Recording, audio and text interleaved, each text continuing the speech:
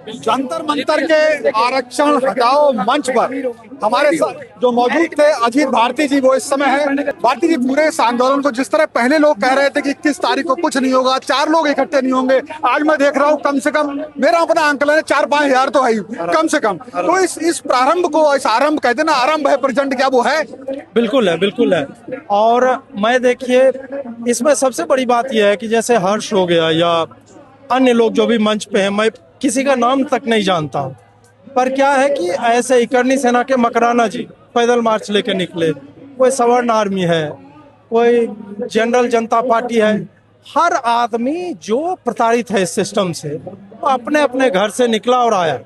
कल तक मैंने नहीं बोला था कि मैं आ रहा हूँ। ये एक तरह से मेरे लिए यह जांचने का भी माध्यम था कि मेरे बिना कितने लोग आ सकते हैं। तो मैं तो कोई सेलिब्रिटी यहाँ पे नहीं हूँ, इसका केवल और केवल मुद्दा सेलिब्रिटी है। यहाँ आरक्षण को रिफॉर्म करना पड़ेगा और वर्तमान जो आरक्षण की नीति है उसको आपको समाप्त करना पड़ेगा। अभी ये भाई बोल रहा था कि मेरिट पे भैया कोई कॉम्प्रोमाइज नहीं होनी चाहिए। विकसित भारत का आप सपना देखते हो ना, तो आप उसमें मेरिट में 1 नंबर भी कम ले रहे हो ना, तो आप अपने आप को चीन से, अमेरिका से, जापान से, फिनलैंड से, यूरोप से पीछे कर रहे हो। मैं आपकी डिस्कशन कई बार देखता हूँ और मुझे लगता है आप मुद्दों के प्रैक्टिकली उसका जो है आंकलन करते हो। मैं इसी तरह, अभी कोई भी पार्टी हो, जैसे उत्तर प्रदेश में देखें पीडीए, वो पिछड़ा दलित अल्पसंख्यक की बात करते हैं। अगर ये भारतीय जनता पार्टी के गवर्नमेंट कहें तो ये यूजीसी में जो रिफॉर्म लाए, वो एक तरीके से काफी लोगों को नागवार गुजरा। ये आंदोलन पहले भी हुआ, धर्मेंद्र प्रधान को उस समय भी हटना चाहिए था, नहीं हटे, ऐसा मांग की गई थी।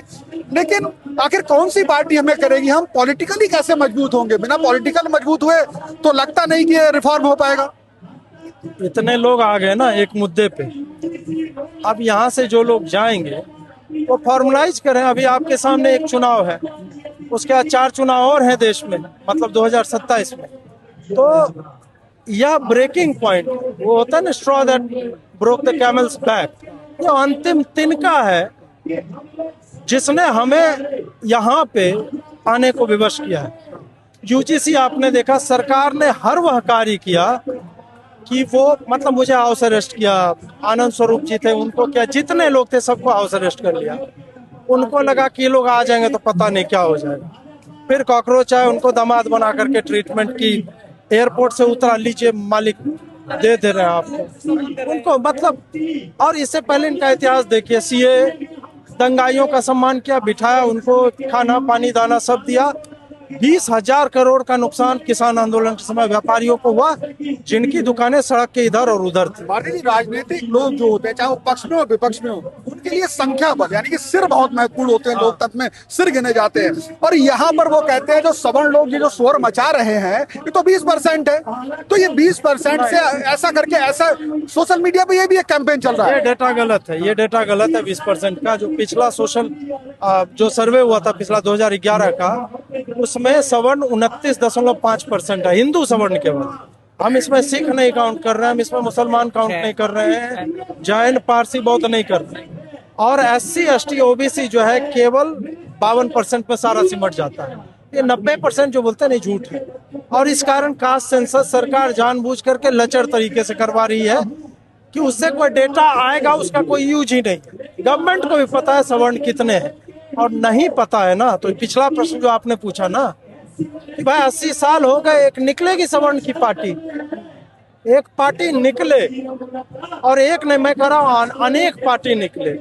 भाजपा भी 2 सीट से आरंभ हुई थी ना, ये भी 1-2 सीट से आरंभ होगा। 5 साल बाद हम जो है, हो सकता है किंग मेकर की स्थिति में आ जाए, हमारे 50 विधायक हो जाए, हमारे 25 सांसद हो जाए, तब तो ये हमारे पीछे दौड़ेंगे। इस आंदोलन को पॉलिटिकल भी बढ़ना पड़ेगा आगे। अगर वोटों में तब्दील नहीं करेंगे तो भाई विपक्ष तो ये उसके हाथ तो थाली लग गई है बैठे बैठाए कि अगर आप मोदी से नाराज हो रहे हो यहाँ पे, भाई इस समय तो मोदी से नाराज हो गए, सेंट्रल की बात करते हैं तो सवाल ये है, उनको तो लगता है ये नाराज होंगे, वोट नहीं देंगे, हम जीतेंगे। विपक्ष मुगालते में, ठीक है, कि विपक्ष को ये लगता है कि जैसे राम मंदिर वाला, अरे पापी, तुम्हारे बाप ने गोलियां चलवाई कार सेवकों पे, तुम साले पापी आज तक राम मंदिर घूमने नहीं गए, एक बार देखने नहीं गए, और तुम्हें ऐसा क्यों लग रहा है कि हिंदू समाज तुम्हें वोट दे देगा? तो ये गैप है, but they should not get comfortable about it. We are going to have our own people. नहीं होगा हम नोटा दबा देंगे, हमें जो करना होगा निर्दलीय को दे देंगे। बहुत बड़ी रणनीति की जरूरत है। और रणनीति अब बन जाएगी। जब हर्ष दुबे चीखा था, बच्चा ही है हमारे आपके सामने, हाँ। तो बच्चा ही है, हमारे बच्चे इतने बड़े हैं,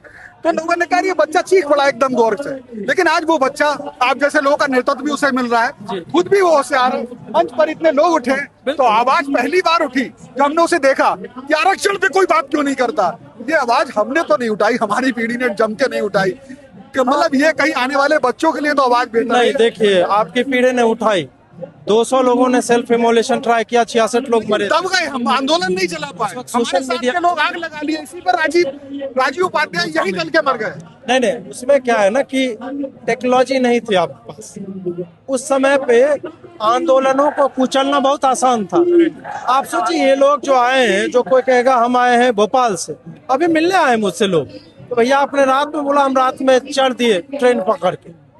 तो भोपाल से, हरियाणा से, राजस्थान से, इन सब जगहों से, लखनऊ से जो लोग आए हैं वो पहले नहीं आ पाते, सबको टेलीफोन करना पड़ता आपको।